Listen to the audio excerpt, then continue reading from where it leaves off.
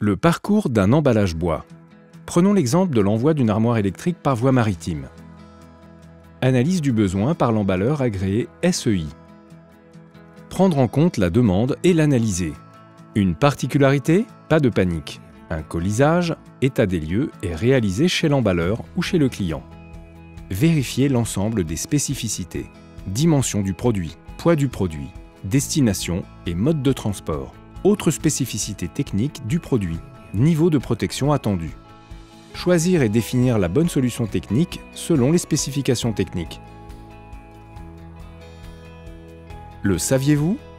Pour emballer une armoire électrique par voie maritime, c'est la méthode SEI 4C qui est la plus appropriée. Catégorie 4. Caisse en bois à parois pleines. Protection C. Protection par barrière étanche déshydratée. Catégorie d'emballage, plus indice de protection, égale méthode d'emballage.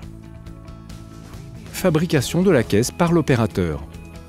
Approvisionner le bois et les panneaux selon la fiche de production établie en amont. Car pour réaliser un emballage bois, il vous faut du bois. Il faut respecter les épaisseurs de panneaux et le choix des sections selon les consignes de la fiche de production. Réaliser la découpe sur mesure. Attention, assurez-vous d'être dans un environnement sécurisé avant de réaliser vos découpes, et cela pour l'ensemble du processus. Bien penser à vos EPI, habilitation, outillage conforme. 6 faces à concevoir, le couvercle, les 4 côtés, le plateau, le plus complexe. Attention, assurez-vous d'être dans un environnement sécurisé avant de réaliser vos découpes, et cela pour l'ensemble du processus. Bien penser à vos EPI, habilitation, outillage conforme. Contrôlez les découpes. Le contrôle dimensionnel, longueur et diagonale, est indispensable avant le montage de la caisse en bois. Positionnez la ventilation. 2 ventilations doivent être prévues, une en haut et l'autre en bas de la caisse sur 2 panneaux opposés. Bon à savoir, attention à choisir les bonnes longueurs de clous adaptées à l'épaisseur des panneaux et des bois selon les usages. S'assurer que vous êtes prêt pour le montage. Mise à disposition du kit de caisse pour réaliser l'emballage. Formulaire contrôle qualité caisserie. Qualité du bois conforme, notamment les nœuds, section et épaisseur conforme. Montage, bonne longueur et nombre suffisant de pointes, pointes bien rivetées. Marquage standard correct. Emballage du produit par l'opérateur.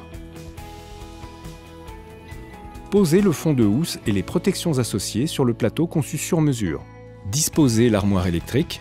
Protégez les angles saillants de l'armoire électrique avec du papier bulle pour ne pas risquer de déchirer la housse. Mettre sous cloche. Ajouter des sachets déshydratants, le nombre d'unités de déshydratant calculé selon une formule précise et indiqué dans la fiche de production pour assurer un taux d'humidité bas, anti-corrosion. La housse enveloppe l'ensemble de l'armoire électrique pour l'isoler hermétiquement. Mettre la housse et souder avec le fond de la housse. Bon à savoir, évitez au maximum le bois dans la housse. Immobiliser l'armoire sur l'ensemble des axes X, Y, Z pour un calage optimum, bois, mousse, en démarrant par la base. Monter les différentes parois de la caisse et la fermer. Marquage. Réaliser tous les marquages suivant la fiche de production établie en amont. Effectuer un contrôle final pour émettre le bon de livraison. Objectif d'excellence et d'efficacité. Bien faire du premier coup. Le contrôle qualité final est une étape primordiale. Formulaire contrôle qualité emballage. Aspect visuel conforme, pas de clous qui dépassent. Quantité de déshydratant respectée. Étanchéité du couvercle. Marquage spécifique correct. Emballage au global. Les critères de la fiche de production sont respectés. Enlèvement de la caisse. Attention aux règles de responsabilité du chargeur.